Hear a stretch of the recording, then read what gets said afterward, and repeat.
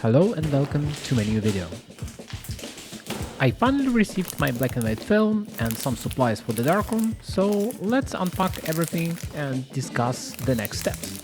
Finally received full stack of HP5 from Ilford for 120, and I bought these archival folders for my photos. Finally we'll get a little bit more order in my prints and storage of the prints. And because I'm starting to organize my darkroom, I bought some bottles from Yobo. Honestly, they're quite expensive, but I really like the quality of the product. They're easy to clean, they kind of looks good, and they don't really create a mess in my darkroom, and I also really like the volume.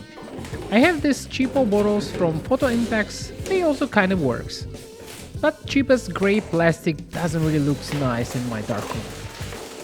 So when I will organize tables and a new station for the printing, I probably need to think about how I will store my chemicals and what to do with it. But for now, this solution works quite well, so I have this plastic crate when I store all of my chemicals, and I also store here bottles with the unused chemicals, for example for Array 4 or C41, or for developer of the black and white film, and for black and white paper. And because I have exactly the same size of the bottles, now I can put all of them in a Yobo CPU2 and I don't really need to change any type of bottles and put the liquids in the storage bottles or do some magic, so it's quite a safe time in a day-to-day life. I will probably still use these big bottles for storage, but honestly they cost like few euros and probably I will just store some waste inside these bottles. So now I just need a few new bottles to label it up and put few chemicals there. Labels on the back of these bottles, quite nice. Honestly they can be a little bit better, but you can easily clean them up with the isopropanol.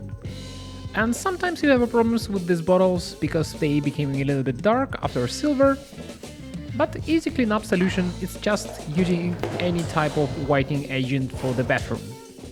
For example, something chlorine containing and a warm water will solve all the problems with the color of these bottles.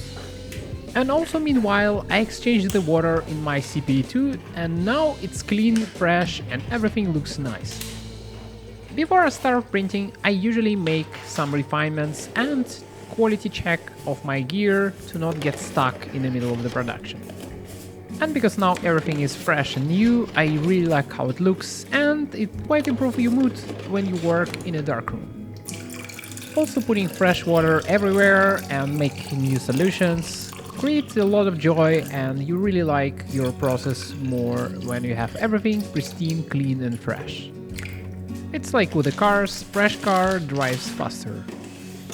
So next let's clean up this mess with the photos and the storage of my negatives. Honestly I'm thinking to put the long table and make a stationary place for all of my stuff in a darkroom.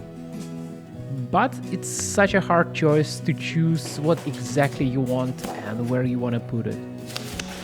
So, and also I realized I never really did the proper revision of my printed photos. And usually it's quite cool to look back and check what you actually make and what is your progress on work. And because I have a huge folder of the photos, probably it's a time to put them all in order and organize everything. From the text on top of the label, I can actually store two photos in one folder and basically make an archive when you can fold it up and basically look at the photos in any type of order and fold it up from left to right and just turn on the pages.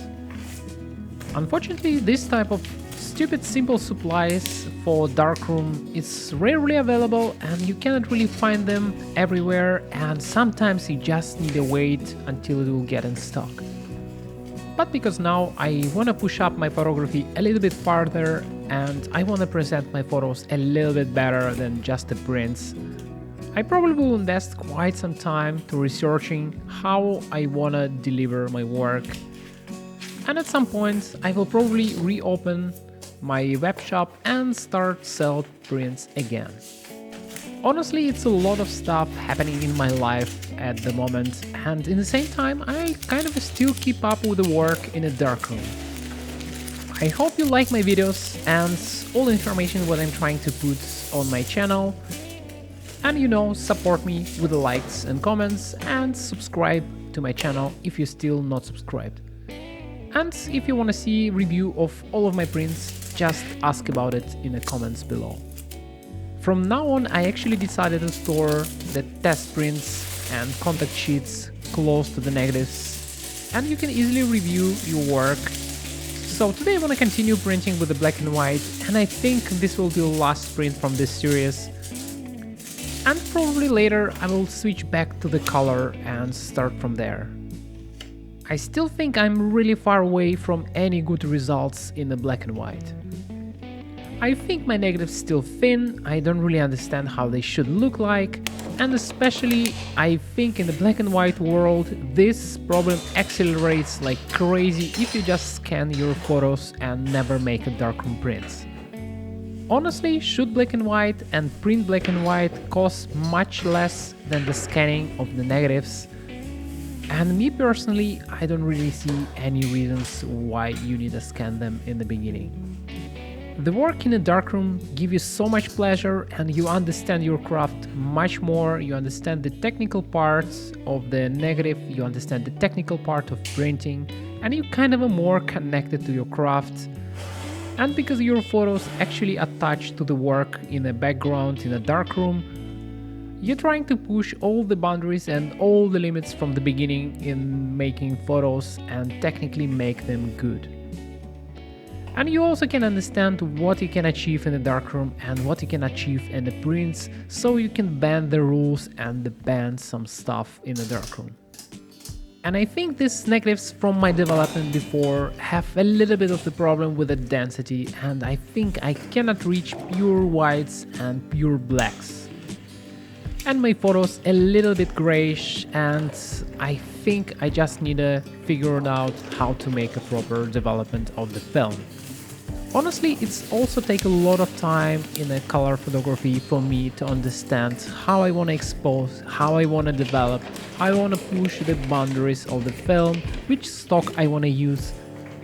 For example, I don't really like the modern stocks with the Portra 400 and so on because they too flat. They doesn't really print well in a darkroom. They a little bit too flat. They don't really catch my eye, as you can understand. And it's kind of the same story what I have with the cine film. For example, I don't really like 50D film because it's completely flat. You need to grade it as hell, otherwise it just doesn't look right. But at the same time, if you're using 500D, it's actually quite nice. You can make a lot of good prints from it, and it prints quite well in a darkroom.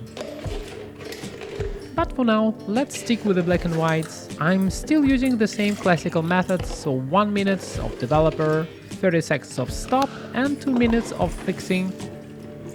And I usually start with a test printer to just find out exposure. And honestly, I'm quite surprised how black and white photos is hard. And you need to think a lot about the timing, about the different steps, and nothing is standardized, nothing is stable. Nothing is actually developed to used inside the labs in industrial scale. From one hand, it's actually really good. From another, I don't really like this approach at all. Because at the moment, I'm more or less like a weekend warrior, and for example, if I have some problems with the black and white, I don't really have a time to solve them and remake solutions and put it back and forward. So for example, at the moment I see the paper looks a little bit underdeveloped, so everything a little bit flat, and I'm start losing exposure. So it means it's a time to remake my developer. And I think I will switch basically to the one-shot development for the big prints. It's probably much better to just make a half a liter and pour like 50 milliliter each time for the big piece of paper, and from there just stick with it and use it one time. Because black and white chemicals not really expensive, you can afford it and you don't really need like a lot of chemicals, because I'm working with a rotational method And for one big drum and one paper you need like 50, maybe even 30 milliliters of solution. Maybe it's one additional advantage I never tried before, so probably this is a good task for the future. And as you probably remember from the previous videos, I put the percentage of the solution on the bottle, so now I know if you want to make solution for 200 milliliters, I just need a 40 milliliters because it's a 20% solution. So it's nice, quiet and simple, and I have everything written on the bottle and I have no complications at all at the moment with this type of approach. Also in future, I think I will make some kind of a drawing board or some kind of a labels which I will put on top of my desk, and you can easily check up which type of concentrations, which type of timing you need for development. And honestly, I don't really like the using timer on my phone. I think I need some kind of a physical timer, but honestly lab grade timers looks incredibly ugly and I don't really like this product. I think on the market it should be somewhere some good product, so if you know something about it, just put it in the comment below. As you probably understand, I'm always on the search of the good stuff for my darkroom. So the next development I will make with the bigger prints, and I'm usually use 10 by 15 to just scale up a little bit and see how the picture looks like and if I have any defects or errors. So for this picture I use f22, which is actually quite bright, and I'm using 6 seconds of exposure. And because my negatives is quite thin, I need to clean up everything and just remove all the dust specks. And usually dry cleaning doesn't really help at all, and sometimes you just need to go and rewash your negatives. But you know, this one I'm printing for me, so I don't need to be so specific with the quality, and I'm just experimenting for myself. So even from this picture you can see the negative is quite thin, it doesn't really have any density and it's quite flat. And I think when I start to develop and print everything myself in a darkroom, I increase a little bit iteration on the quality and iteration how I manage the photos, how I print them, how I develop them. And I'm thinking actually 36 shots in a row is too much. Probably sometimes it's good, but I think for the modern times I need something like 12 shots or 16 shots, something like this. So maybe one day I will buy bulk loader for my Leica M42, and I actually found really good supply for the cinema film, which you can bulk load on your 35mm cassettes. So I think it's not a bad idea, especially if you look on the prices and availability of the Kodak photo film. I also saw some single shot, single frame adapters for the Hasselblad, and I'm quite curious if you can make it work and if it actually help you to make more photos and basically iterate faster, but in the same time keep up the aesthetics of the film and keep up all the things which is involve the process and chemical process and chemical development and the analog type of adjustments. So let's check the results, what I have from my final print. So it's a little bit too dark, a little bit flat, so I don't really have a pure whites. I think if I will drop up the exposure, I will not really get a better results.